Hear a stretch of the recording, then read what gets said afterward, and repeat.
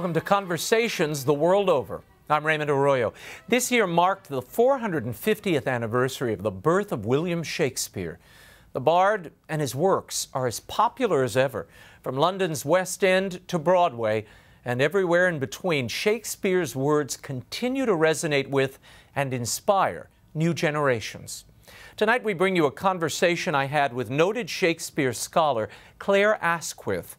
In her book Shadow Play, Clare talks about a code embedded in the playwright's works that reveal the faith of Shakespeare himself, as well as the religious battles of his times.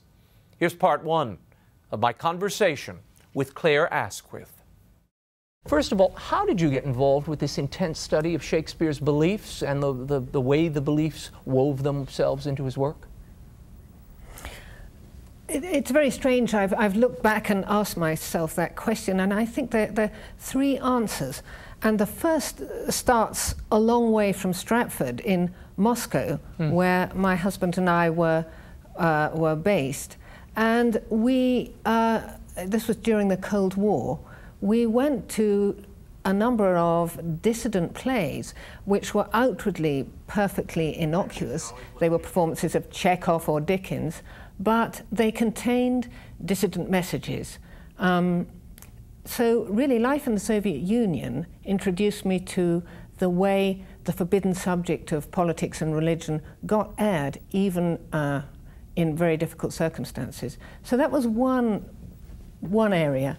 The second is I am an English Catholic. My family are Catholic, and I suppose I can remember the kind of Catholicism that Shakespeare knew, with the Latin Mass and the very simple catechism. Those two things. But thirdly, many of your viewers may have read Eamon Duffy's Stripping of the Altars.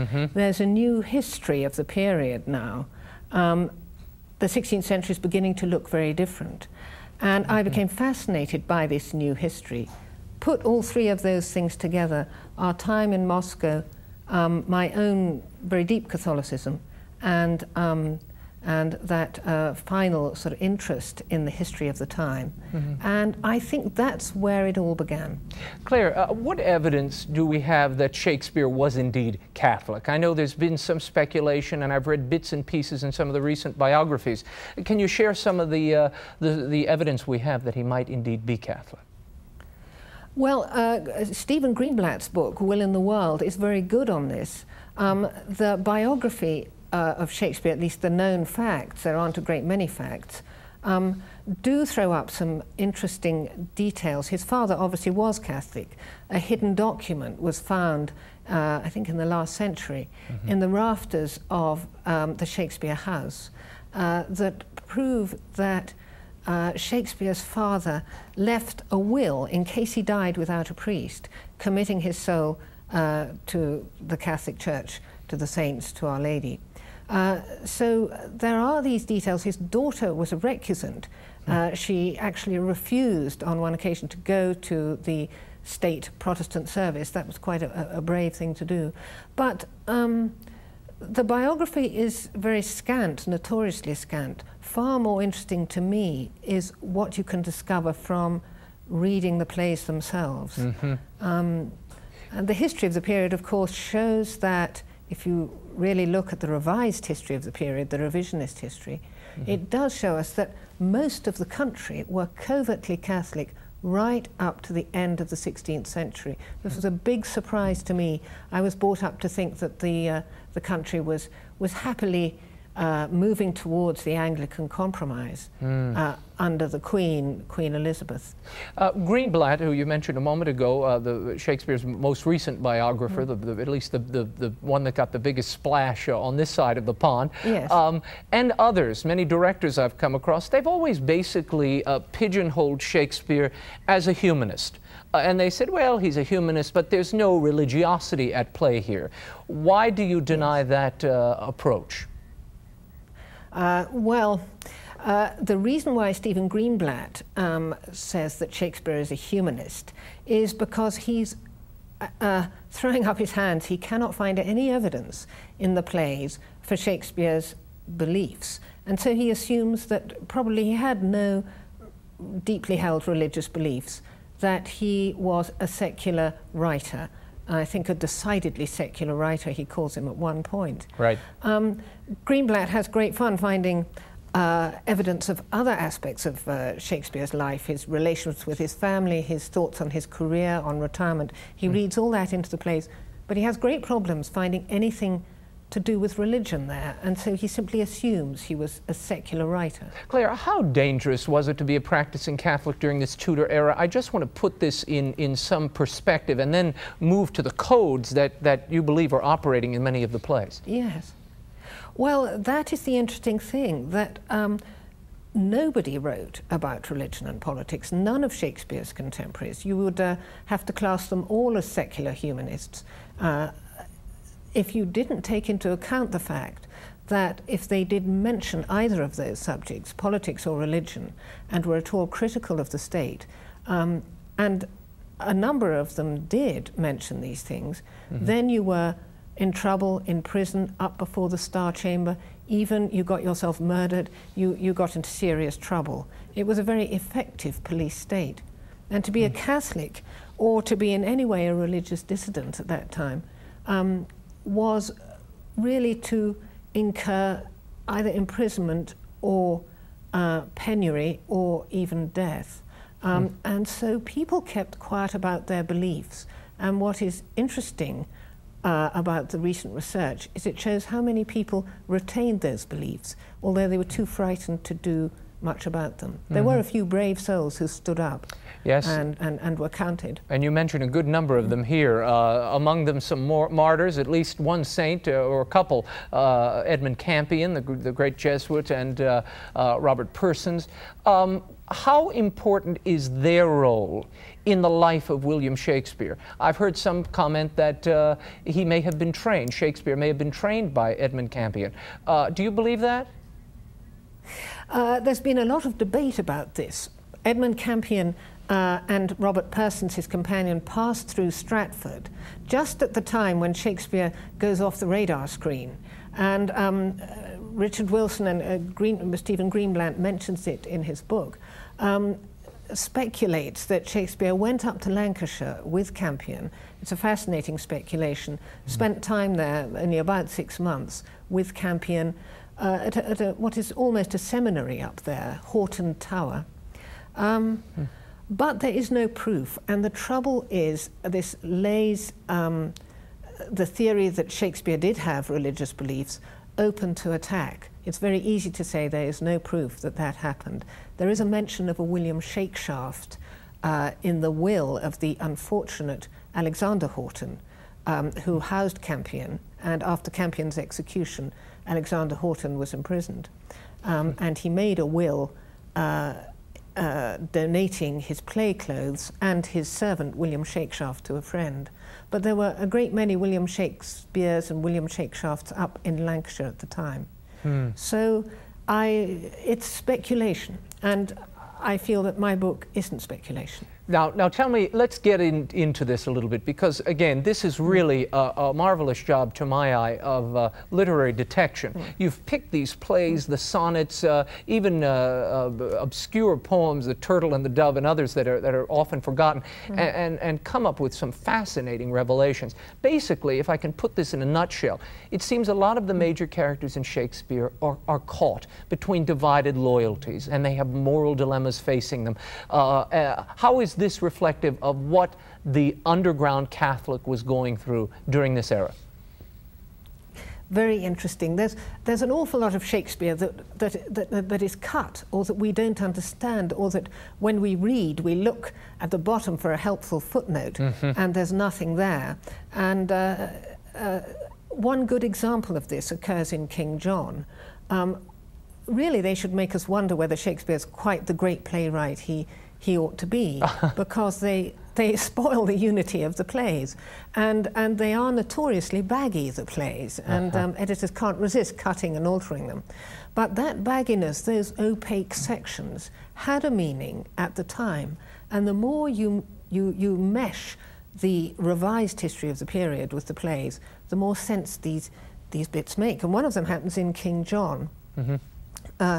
And Shakespeare takes time out from the plot of King John for a long and to us very, very dull and tedious debate, because the French king has just sworn an oath of loyalty to the English king, King John. And the Pope's messenger has just appeared, and he says to King John, I'm sorry, it says to Philip, the French king, I'm sorry, King John is under interdict. You will have to unswear your oath, and you will have to remain loyal to the papacy. And the French king, Philip, doesn't know what to do, and he dithers over this for about 3 pages. Right. And you have the papal legate on the one hand and John on the other, pressuring this man until he says something like, I am confused and know not what to say. And at that point, I believe there would have been a collective sigh in Shakespeare's audience, because that was their dilemma. They were torn between the demands of a papacy that often didn't understand how hard it was to be a Catholic in England, and between a monarch who enforced an oath of loyalty which explicitly denied the Pope. So there is Shakespeare addressing a Catholic dilemma, or a dilemma of many of Elizabeth's subjects, in a very sensitive way. Yeah, it really is. It's fascinating, and I want to get into some of this and explore a bit of this with you. You have a code that is operating in many of these plays that you reveal here, and I've never seen this code anywhere. I mean, I've heard people talk in bits and pieces in other, in entirely different settings. Tell us the source of this code, first of all, how you discovered it, where it came from. Well, when I came back from Eastern Europe, I started to read again 16th century literature, because it seemed to me extraordinary that, given the fact that 70 years of oppression in England looked very like the 70 years of oppression under communism in Eastern Europe, there was not an echo in the literature of the time, as I studied it at university, of what was going on. And yet in Eastern Europe you get, in the literature, people like Pasternak and Mandelstam infiltrating messages into the literature, and Shostakovich, very like Shakespeare, I think, infiltrating messages into his music. He was in a similar position. And yet, English 16th century literature seems bland. It all happens in it's a sort of fairyland, or in other countries, almost childish in places, often very, very difficult to understand, highly ornamented. So I started to read it again, putting myself in the position of a 16th century English Catholic insofar as I could. And gradually certain common terms emerged. One of the simplest was the concept that at the moment of the Reformation, England's native religion split into Protestant low on the one hand, Catholic high on the other hand. And these really should have been together. They were the two yin and yang, if you like, of English spirituality, split apart by the cataclysm of the Reformation. Now Shakespeare picks up those terms, I believe they were common terms, low for Protestant, high for Catholic. And referencing the altars, right? Yes. And with them he uses light for Catholic, or fair, and dark for Protestant. And again, these were common terms, because Protestants or Puritans wore black clothes and Catholics went for colour in their liturgy and in their prayer books. And those two binary terms give him, if you like, the compass. He gives us the compass. If a character is high and fair, or either of those two, you're looking at someone on the Catholic side. A parallel might be Northern Ireland, where you have green and orange for the two sides. Right. And someone wanting to write covert literature about Northern Ireland might use green and orange as the two colours. It looks perfectly innocuous on the surface. But there are some of these other terms that you mined from underground literature that was printed by, probably by Edmund Campion's presses and, moved through the Jesuit underground, yes? Yes. There was a special Jesuit Code, which seems very childish to us, but they believed that it worked. They had to smuggle letters from England to their superiors abroad, and they had this code, a mercantile code, whereby priests were merchants, souls were jewels, the people pursuing them were creditors, and Tyburn, the scaffold where they died, was called the place of much trading. And so their letters look like innocuous commercial letters. And Shakespeare uses this. Even The Merchant of Venice is a title which has a deliberate resonance for those in the know. And interesting little details like the name Luke, which Shakespeare plays on in his early plays, had a meaning for the Jesuits. I was fascinated by the meaning of the word moon, which appears repeatedly in so many of the poems and the plays at really critical moments, and we'll talk about a few of those later. What did moon represent? Well, Elizabeth adopted the moon, Diana, the moon goddess, the virginal goddess of the moon, or Cynthia, as her persona. And this was the leitmotif of all the court poetry, official poetry, that was poured out in her honor. And the pageants and so on, you can always identify who Elizabeth is, who the Queen is, by the moon. And Sir Walter Raleigh particularly had a great riff on the Queen as the moon, and he was Water, Sir Walter Raleigh, responding to her. So yes, there are a number. The earthquake is another interesting thing that comes up, because there was a massive earthquake in England in 1581, the biggest earthquake there's ever been. And that was the year that Campion and Persons really brought this tremendous new charge into the English underground resistance. For them it was an earthquake year. And Shakespeare's earthquakes are always related to that event. Isn't that fascinating? And the storm is another. Yeah, the tempest, and we'll talk about that in a little bit. You know, how that becomes the allegory for all that is happening here. I want to just to give our audience a taste of what this code does when you begin to just think about it in the context of some of these very popular monologues and lines. In the balcony scene, Romeo yells up to his Juliet, "Arise, fair sun," fair and sun representing the church. Arise, fair sun, and kill the envious moon, who is already sick and pale with grief, that thou her maid art far more fair than she. Be not her maid, since she is envious. Her vestal livery is but pale and green, and none but fools do wear it. Cast it off. Unravel some of that for us. Well, that's very interesting, and it's changed. I think pale and green was altered in one of the texts because it's very explicit. Shakespeare, scholars now believe that Shakespeare wrote to be read. These weren't just papers tidied up after a performance and put together. They were very, very calculated, the final versions of the plays. Pale and green, he uses this in other places. Elizabeth's livery was white and green. And so moon and pale and green together undoubtedly point to the Queen. Now you can imagine if this was done with suspicious people in the audience, the actor would gabble over those lines or even omit them altogether. Sure. Yes, what he's doing there is very subtle, though. These plays are so subtle. He's not endorsing Romeo's line. Romeo is a young hothead, and he represents the very frustrated young men, young Catholics, who really did consider assassination. And he's showing in Romeo and Juliet that that attitude, Romeo's approach, ends in death, it ends in tears, it doesn't work. Now, Elizabeth, we should say, and as your book points out and as has been established, she was very into these word games and finding the little trails here and there in poetry, and she was a great patron of the arts. How did this escape her eye, Clare? Well, that's what's so interesting. As I sort of unpeeled the surface from these plays, and I must say it was the most fascinating adventure doing this, I came up short against certain plays which seemed to upend what Shakespeare was saying in other plays. Suddenly, he would be quite ironic about Catholics. They would be presented as raffish or foolish, or in a minority.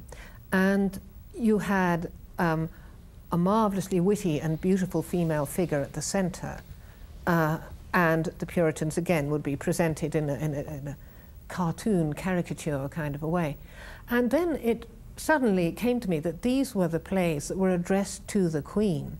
And when you look at their dates, they are court plays, and they are his appeals. What they're doing is appealing to the Queen over the heads of her ministers, who were detested by 90% of the English. They were seen as Machiavellis who'd got hold of the reins of power in England.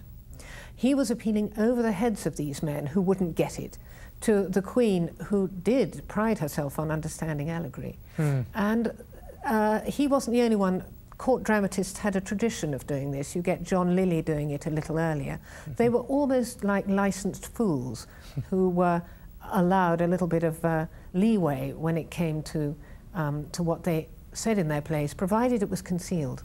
And he did this with James and with James's son Henry. There are about 10 plays written directly to the monarch. Right. And they're very highly ornamented and moving appeals. And what would have been toleration? What would have been the reaction of the groundlings listening to these plays, watching them, assuming the Queen's courtiers didn't figure all of this out? What was the reaction of the common man? It's difficult because we don't know, but we can tell that Shakespeare always put in something for the common man. We don't know how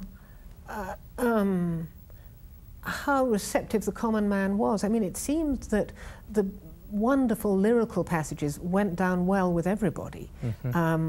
He puts them in everywhere. But if you think of a play like Two Gentlemen of Verona, which has a very highly ornamented and difficult main story, even now, a recent review of it in England said, you know, this is really a bad play, except for the comic level, which was put in for the groundlings. Right. And the comic level, where the two servants act out what the courtly characters are doing, that comic level also encodes the same message, but on a simpler level. And some plays were designed, I think, more for the groundlings. Titus Andronicus, a terrible play, would have held the attention of everybody from the groundlings up. And he doesn't bother with two levels there. He knows that's going to work with everybody. And that was definitely not for the Queen. Now, there's a dreadful portrait of the Queen in that play. Why do you think this has been submerged for so long, Clare? Why haven't we heard about this before? That is such an interesting question. And it is simply because we have had only half the history. We've had the history written by the winners of the Reformation struggle, and Shakespeare is writing the history of the losers. But I was brought up, and most people were, thinking that the age of Queen Elizabeth was an age of consensus under a tolerant monarch, when England at last assumed her own identity, and Shakespeare was the badge on that identity, and he was caught up in this great Protestant birth of England. In fact, people like, there's John Lingard, a great historian in the last century, Hilaire Belloc and Chesterton, there have always been a few lone voices saying, look at the other half, a lot more happened. And in fact, Belloc said that the history that we are taught is a monstrous web of poisonous nonsense, which distorts our view of ourselves and of the past. So the simple reason why nobody has picked up on this is because nobody's looked, nobody has thought there was any need for code under Elizabeth. Everybody was happy. Why encode anything? And it's only when you look, you realize times were dark and you couldn't express yourself freely. Let me know what you thought of tonight's show and which of our interviews you'd like to see on an upcoming edition of Conversations the World Over. You can always write me at Raymond at RaymondArroyo.com. The new show premieres each Wednesday at 5:30 p.m. Eastern Time in the U.S. For those of you outside the United States, go to EWTN.com for your airtimes. Next week, part 2 of my conversation with Shakespeare scholar Clare Asquith. On behalf of the staff and crew of EWTN News, I'm Raymond Arroyo. The conversations continue. Don't miss them. Bye now.